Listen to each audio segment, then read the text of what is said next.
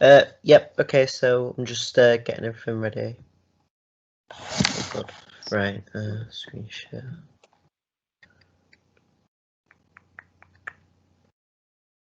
That one, okay. Can everyone see the screen? Yeah. Okay, brilliant. So this is my midpoint evaluation. For this thing, I'm just going to switch between this slide and my site. So my initial ideas, we were told to do 5, but I had 6. These aren't really important, they're just some ideas I had. But from my 6, I narrowed it down to 3, and then I liked all 3 of the ideas. So instead of deciding myself, I made a poll, and I had all of you guys, all my classmates, vote on the poll, and the short film Silence Loud won by over 50%. So the final idea, Silence is Loud, is short film horror with a runtime about 5 to 10 minutes. The film's about a university student who stays at home for the holidays whilst his friends go home to celebrate with their families. And he's alone in student housing, and he starts to hear noises, and he goes to investigate, and he finds nothing, but he learns that he's not alone. And yeah, so it's just going to be like you're in the house alone, there's someone in there, and yeah, so I'm just going to make a short film about that and like how all that would go down. I did actually make like a little short video for how it would go down, but that's like 4 minutes, so it's a bit too long for this presentation. But yeah, so that's my final idea. For my critical perspective, I analysed how mental health is actually depicted in horror films, because like in horror films, stereotypically, my findings is that it's not really depicted all that well. Because like they think, oh my god, that protagonist is crazy. What are they talking about? Like, I mean, like the other characters in like the film, they think, oh my god, that person is crazy. And like, so yeah, I don't think mental health is really portrayed very well. Like in this film, The Babysitter Killer Queen, it's portrayed really poorly. Like it's really bad. Like there's a therapist, and he's just really unprofessional. It's meant to be a comedy, but at the same time, with a topic as important as mental health, I don't think we can really make jokes out of it because sometimes it's a bit insensitive.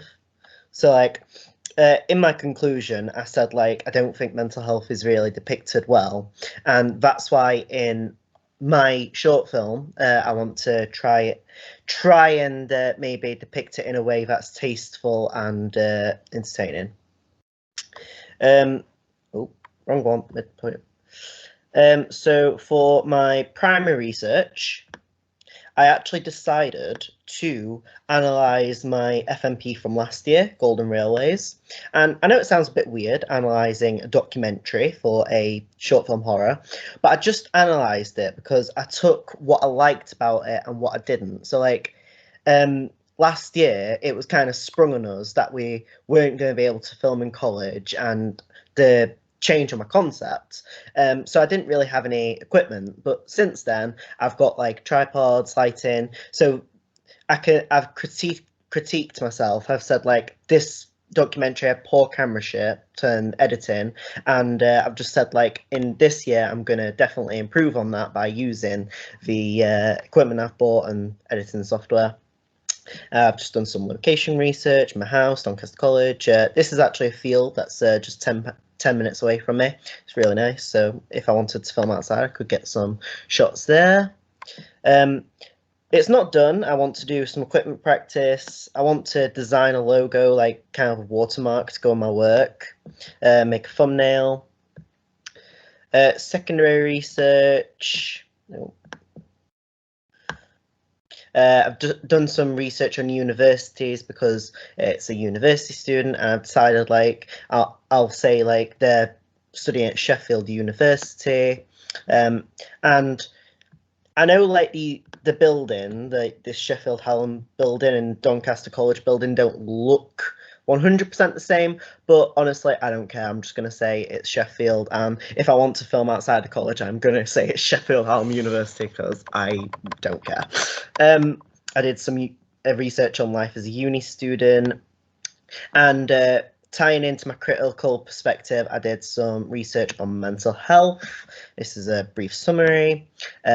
In depth on depression and anxiety, because out of like all the mental health illnesses, I think that these two are the main ones you think about, and I think it's the easiest one I could talk about because I know people that suffer of depression, anxiety, and all that. I could go on PTSD, but I don't think I could talk about PTSD because I don't suffer of it. I don't know anyone that does suffer of it. So if I was to try and depict PTSD, I don't think I'd be able to do it to a good enough standard. I don't think I'd be able to do it justice.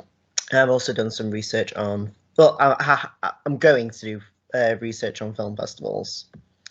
And I also did some secondary research on its own subpage about COVID-19 and just how the roadmap Boris Johnson made a few weeks ago would affect my production. So by the 12th of April, the rule of 6 will be implemented in outdoor settings. So I might be able to get 2 or 3 cast members if I wanted to in an outdoor area.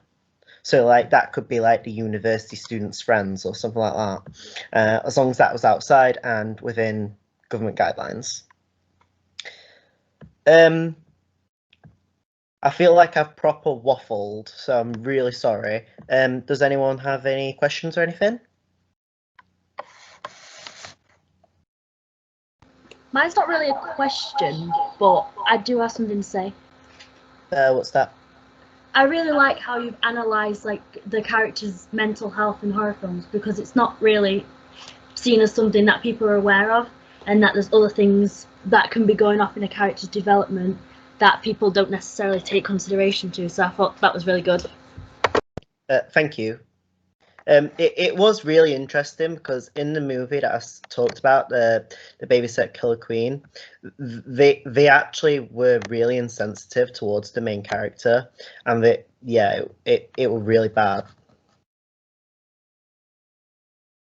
I just thought it was a really good idea to like go about.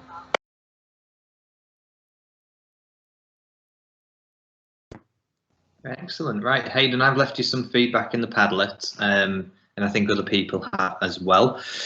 Similar to earlier on what I was suggesting to other people, when it comes to research, don't forget to do lots of practical research and then practicing it too as part of your development. But you mentioned you're going to do that anyway, so good. Yeah, just keep that up. Right, okay.